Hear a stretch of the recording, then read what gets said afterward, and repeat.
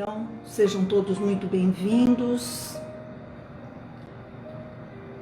Que a paz e a luz de Jesus envolva a todos nós.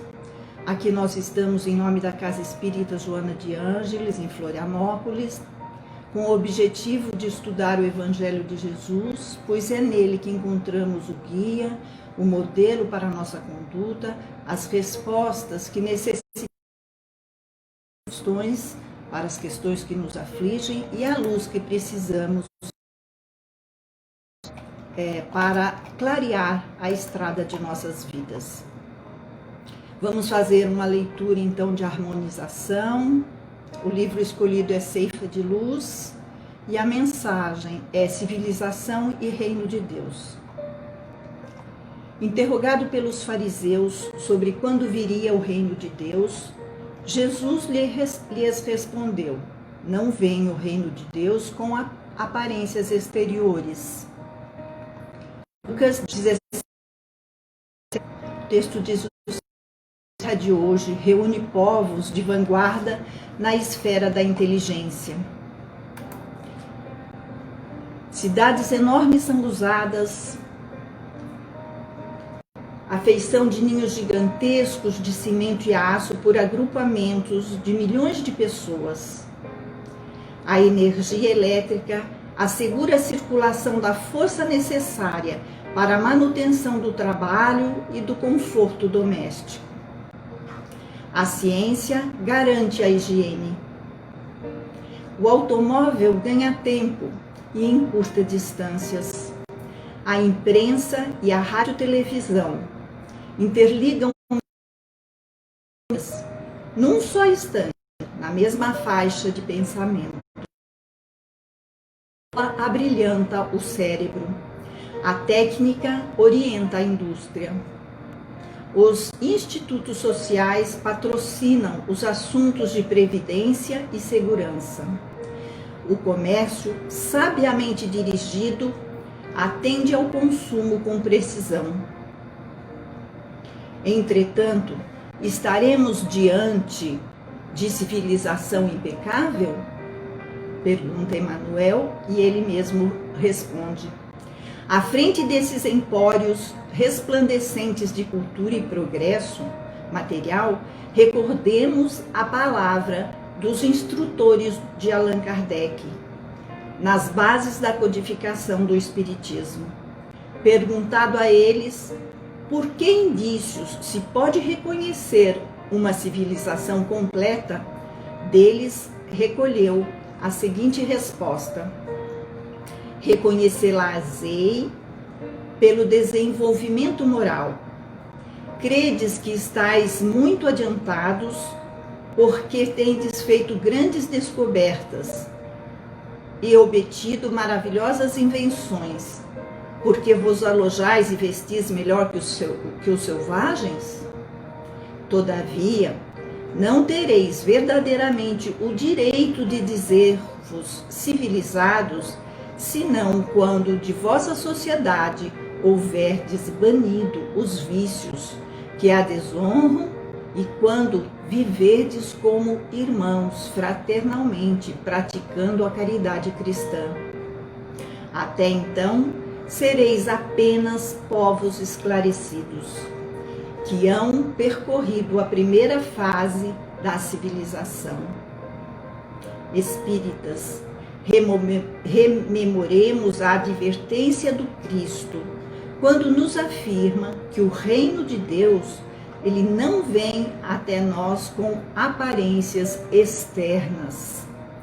Para edificá-lo, não nos esqueçamos que a doutrina espírita é luz em nossas mãos. Reflitamos nisso. Emmanuel, Espírito de Emmanuel. Então agora, meus irmãos, vamos fazer uma prece. Vamos nos imaginar lá na nossa casa e vamos dizer assim: Pai nosso que estais no céu, santificado seja o teu nome. Venha a nós o teu reino e seja feita a tua vontade, seguindo as tuas leis. aqui estamos, Senhor, para refletirmos sobre tuas palavras, quando disse: meu reino não é deste mundo. Pedimos o teu amparo para clarear nossas mentes, a fim de extrairmos as lições necessárias ao nosso crescimento moral, ao nosso crescimento espiritual. Aumenta, Senhor, aumenta a nossa fé em Ti, aumenta, Senhor, a nossa confiança em Ti, para podermos Te servir melhor e assim aprendermos a amar a nós mesmos e também ao próximo, com mais sabedoria, com mais vigor. Que os mentores da casa e nossos anjos guardiões nos fortaleçam, tanto a quem fala e tanto a quem ouve em suas casas, e nos ajudem, assim seja. Então vamos agora começar o nosso estudo do Evangelho, né? Eu vou ler o texto que a gente vai estudar. Pilatos, tendo entrado de novo no palácio e feito vir Jesus à sua presença, perguntou-lhe: és o rei dos judeus? E Jesus respondeu: meu reino não é deste mundo. Se o meu reino fosse deste mundo, a minha gente houvera combatido para impedir que eu caísse nas mãos dos judeus. Mas o meu reino ainda não é deste mundo, não é aqui. Disse-lhe então Pilatos: és, pois, rei? Jesus respondeu: tu o dizes, sou rei? Não nasci e não vim a este mundo, senão para dar testemunho da verdade. Aquele que pertence à verdade escuta a minha voz. João 18, 33, 36 e 37. Jesus veladamente nos ensina que somos espíritos imortais, criados para a aventura, para a felicidade, que só o seu reino nos possibilita. A vida física, meus irmãos, é apenas um momento de aprendizado e aperfeiçoamento na eternidade. Que o seu reino seria fora dos limites do mundo físico, onde então se encontrava. Que o seu reino seria espiritual, além dos interesses e das contingências do mundo material. Jesus claramente se refere à vida futura como uma meta a que a humanidade, todos nós, temos que alcançar. Isto é, construir o reino espiritual em nós mesmos. Essa construção, ela deverá constituir o objeto da nossa maior preocupação, da maior preocupação dos homens, né, na Terra. Sem a vida futura, nenhuma razão de ser teria a maior parte dos preceitos morais ensinados por Jesus. Ele deixou bem claro que a verdade que ele anunciava não poderia ser imposta pela força, nem seus discípulos o defenderiam através do combate. Sendo um reino espiritual, suas arenas são a prática do bem, a mansidão, a caridade, a benevolência, a humildade. O reino de Deus tem de ser o ponto de mira de todos nós, de todos os homens, né? Só ele justifica as anomalias da vida terrena e se mostra de acordo com a justiça, né, de Deus, porque senão não haveria justiça. Porque uns nascem ricos, outros pobres, porque uns doentes, outros sãos, né? Apenas ideias muito imprecisas naquele tempo tinham os judeus acerca da vida futura. Eles acreditavam nos anjos, considerando-os privilegiados da criação. Não sabiam, porém, que todos os homens podem um dia tornar-se anjos e partilhar dessa felicidade, né? Segundo eles, segundo os judeus, a observância das leis de Deus era recompensada com os bens terrenos, né? Com a supremacia da nação a que pertenciam, com as vitórias sobre os seus inimigos. As calamidades públicas e as derrotas eram o castigo da desobediência dessas leis, né? Daquelas leis. Moisés, naquela época, não pudera dizer mais do que isso a um povo pastor e ignorante. Ignorante no sentido que eles não sabiam, eles ignoravam, né? Como nós ainda agora ignoramos muitas coisas das leis de Deus. Então, esse povo pastor e ignorante precisava ser tocado, antes de tudo, pelas coisas deste mundo. Mais tarde, Jesus lhe revelou que há outro mundo, né? Onde a justiça de Deus segue o seu curso.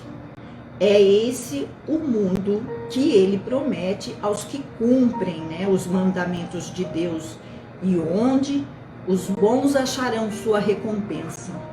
Aí está o seu reino. Lá é que ele se encontra na sua glória e para onde voltou Jesus depois que deixou a terra, né? Jesus, porém, adequou seu ensino naquele tempo com o estado, com o grau evolutivo dos homens, com o estado que os homens se encontravam, né? Ele não julgou conveniente naquele tempo dar-lhes luz completa, percebendo que eles ficariam deslumbrados, visto que não a compreenderiam. Limitou-se, de certo modo, a apresentar uma vida futura apenas como um princípio, como uma lei da natureza, cuja ação ninguém pode fugir. Todo cristão, pois, necessariamente crê na vida futura, mas a ideia que muitos fazem dela é ainda muito vaga, é muito incompleta. Para grande número de pessoas, não há mais do que uma crença, dúvidas e mesmo a incredulidade. O Espiritismo veio completar o ensino de Cristo, de Jesus, né? Numa época em que os homens já se mostravam maduros, né? Mais maduros para aprender a verdade. Com o Espiritismo, a vida futura deixa de ser simples artigo de fé, mera hipótese, torna-se uma realidade material, que os fatos demonstram além de impossibilitar qualquer dúvida, né? A doutrina espírita ajuda-nos a não ter essas dúvidas, né? A esse propósito. Nem sempre o título de rei implica o exercício do poder temporal. Dá-se esse título a todo aquele que domina o seu século e influi, né, sobre o progresso da humanidade através das suas ideias, da sua inteligência. É nesse sentido que se costuma dizer: rei ou príncipe dos filósofos, rei dos artistas, né, o rei Roberto Carlos, rei dos poetas, rei dos escritores, né? Mas será que essa realeza, oriunda do mérito pessoal, consagrada pela posteridade, não revela muitas vezes preponderância bem maior do que a que cinge a coroa real, que é a realeza espiritual, moral? A realeza moral, ela é imperecível, enquanto a outra, né, a realeza terrestre, é joguete das vicissitudes. As gerações que se sucedem à primeira, isto é, a realeza moral, sempre a bendizem, ao passo que, por vezes, amaldiçoam a outra. A realeza terrestre acaba com a vida física, repetindo mais uma vez, né? Agora, a realeza moral, ela se prolonga e mantém o seu poder, né? Governa tudo, sobretudo após a morte. Sob esse aspecto, não é Jesus mais poderoso rei do que os potentados da terra? Essa era a razão que tinha Jesus para dizer a Pilatos, conforme disse: sou rei, mas o meu reino não é deste mundo. O espírito de Joana de Ângeles explica-nos que no passado, ser rei significava a conquista de uma condição que se atribuía como divina, conforme os parâmetros da loucura daquela época, né? Apresentando-se superior aos outros que lhe deviam prestar subserviência, como se a sua fragilidade orgânica estivesse livre da presença do sofrimento, né, da solidão, da amargura, da doença e da morte, né? Os reis também, os governantes daquele tempo, né, eles tinham amargura, né, tinham doenças, morriam.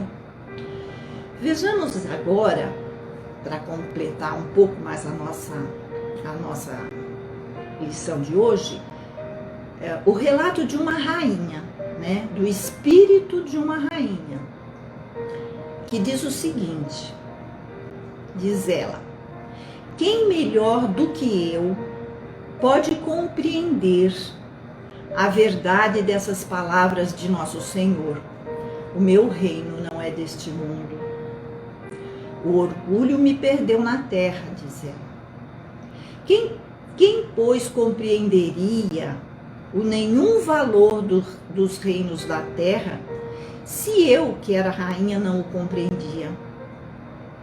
Que trouxe eu comigo da minha realeza terrestre? Nada, absolutamente nada. E como que para tornar mais terrível a lição, nem sequer me acompanhou até o túmulo.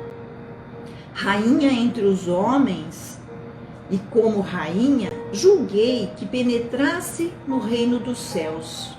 Como rainha, né? Que desilusão, que humilhação, quando, em vez de ser recebida aqui, qual soberana, vi acima de mim, mas muito acima de mim, homens que eu julgava insignificantes e aos quais desprezava por não terem sangue nobre. Oh, como então compreendi a esterilidade das honras e grandezas que com tanta avidez se procura na terra. Para se granjear um lugar neste reino, são necessárias a abnegação, a humildade, a caridade em toda a sua celeste prática, a benevolência para com todos. Não se vos pergunta o que foste, nem que posição ocupastes, mas se pergunta: que bem fizeste? Quantas lágrimas enxugastes?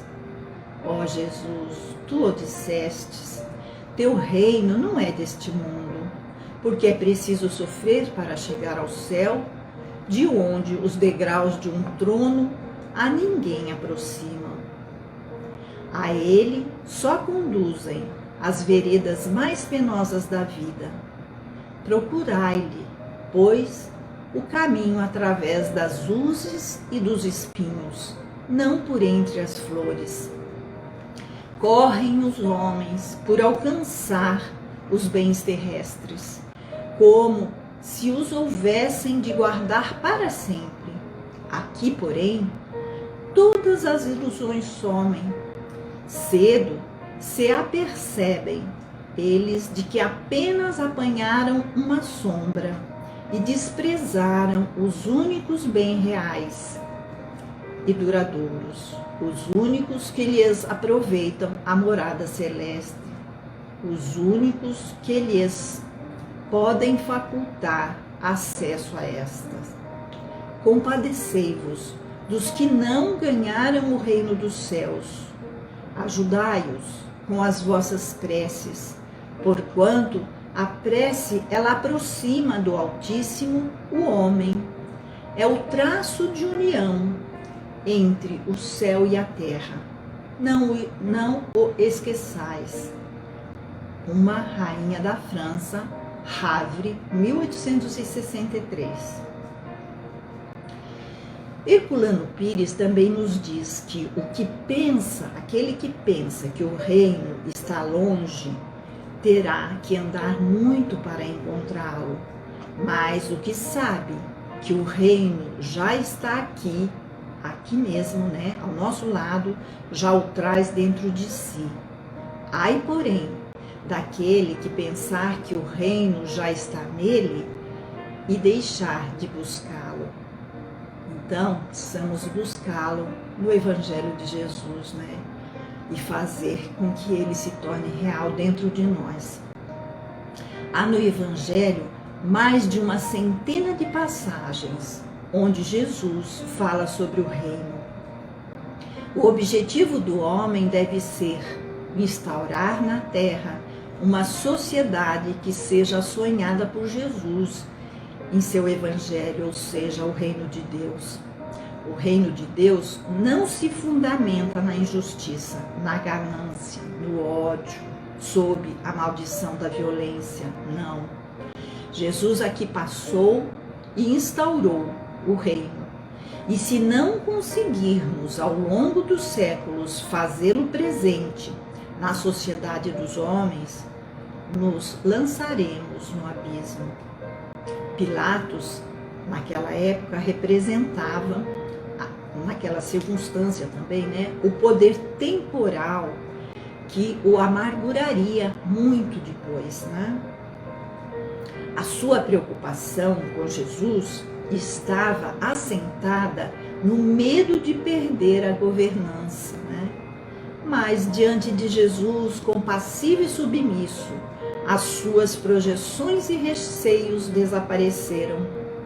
Ali não se encontrava um competidor vulgar, não. Jesus não era um competidor, mas um triunfador sobre si mesmo, que não disputava nada, pois já possuía o mais importante tesouro da paz dentro de si. Jesus veio a este mundo para dar testemunho da verdade. Aquele que escuta a verdade, escuta sua voz. Ensina-nos, Joana, que a verdade, ela espanca a sombra, ela ilumina a ignorância, ela liberta dos atavismos do inconsciente e é a única chave preparando-nos para a vida permanente, aquela que não se extingue com a presença da morte física. Jesus é o rei do mundo real, não desse mundo ilusório da terra. Ele é o rei do mundo real, que se manifesta através dele e em cada momento que transcende ao convencional e habitual, de cujo entendimento e somente assim tem sentido a existência corporal. Portanto, acima dos interesses e disputas mesquinhas, do que é transitório e onde fermentam as paixões. Ele aceitaria uma coroa de ironia, porque não necessitava de nenhuma que lhe cingisse a cabeça, pois que a sua era uma trajetória superior, sem enganos, sem prejuízos, e a sua governança permaneceria como permanece após a morte do corpo físico, sem vicissitudes e sem malquerenças. A verdade do homem é a sua condição de espírito, é a sua condição espiritual. E o verdadeiro sentido da vida material é auxiliar o homem, é nos auxiliar a progredir pelo esclarecimento e pela prática da caridade. A doutrina do Cristo, rica de conteúdo moral, ela facilita a harmonia entre os homens, entre nós. É mais facilmente entendida e interpretada à luz da imortalidade da alma. Somente este dogma pode explicar a existência de homens ditosos e homens infelizes, e mesmo assim assegurar a compreensão da misericórdia e justiça divina. O nosso futuro espiritual começa a cada dia, a cada hora, pela prática das boas obras, pela prática do estudo, pela prática da prece, orientados sempre pelo Evangelho de Jesus.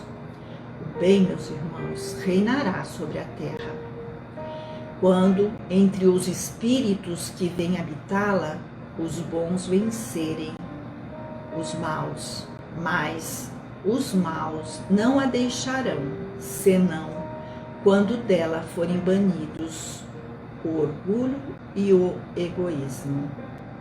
Eu vou terminar o nosso estudo agora com uma prece que eu retirei do livro A Luz da Oração, pelo espírito de André Luiz. Ela diz assim o seguinte, chama-se Prece à Infinita Misericórdia. Senhor, sejam para o teu coração misericordioso todas as nossas alegrias, todas as nossas esperanças, todas as nossas aflições.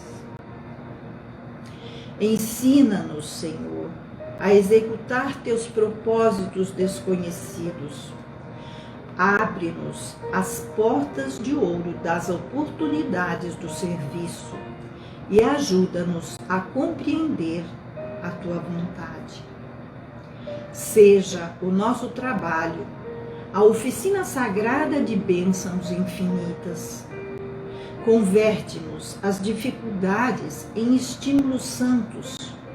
Transforma os obstáculos da senda em renovadas lições. Em teu nome, semearemos o bem onde surjam espinhos do mal. Acenderemos tua luz onde a treva demore. Verteremos o bálsamo do teu amor, onde corra o pranto do sofrimento. Proclamaremos tua bênção, onde haja condenações. Desfraldaremos tua bandeira de paz junto às guerras do mundo. Senhor, perdoa de vacilações na execução da tua obra. Fortifica-nos o coração, para que o passado não nos perturbe e o futuro não nos inquiete.